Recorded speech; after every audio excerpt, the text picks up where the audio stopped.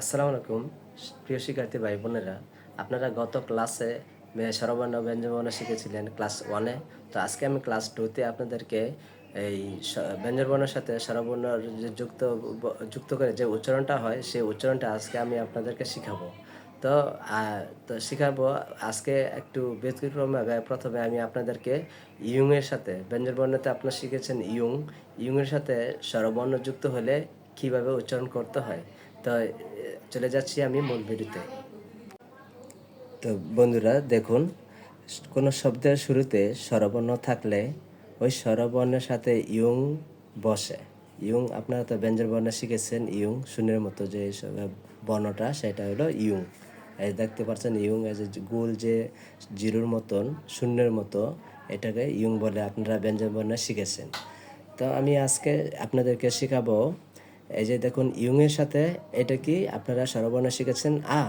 তাই ইয়ংয়ের সাথে আ বসে ইয়ংয়ের কোনো উচ্চারণ হবে না, এখানে শুধু কী হবে আ।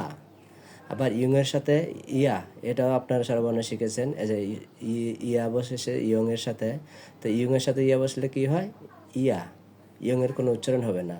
আবার ইয়ংয়ের সাথে অ বসেছে, তাহলে কি হবে অ, শুধু অ এর উচ্চারণ হবে, ইয়ংয়ের কোনো উচ্চারণ হবে না। আমি আপনাদেরকে বারবার বলছি, এই যে ইয়ংয়ের সাথে ইয় যুক্ত হয়েছে, তো যুক্ত হয়ে বসেছে, তাহলে কি ইয়।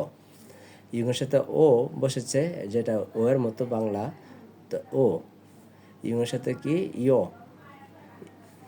ইয়ংয়ের সাথে ও, যেটা রস্যুর মতো ও, টি এর মতো বলেছিলাম যে টি এর মতো যেটাকে ও বলা হয় বাংলায় রস্যু ও।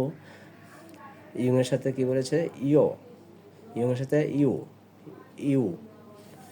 ইয়ংয়ের সাথে ও, এটা হলো রস্যুর মতন উচ্চারণ হবে ও। আবার ইয়ংয়ের সাথে রস্যি ই বসেছে, এটার উচ্চারণ হবে ই। ইয়ংয়ের সাথে ই বসেছে ই। তো আমি আরেকবার শর্টকাট আপনাদেরকে দেখাবো উচ্চারণটা। আ, ইয়া, অ, ইয়, ও, ইয়, ও, ইউ, ও, ই। এখন আমি চলে যাব ব্যঞ্জন বর্ণের সংযুক্ত বর্ণ কীভাবে দেখাতে হয়। তো আপনারা আমার সাথে থাকুন।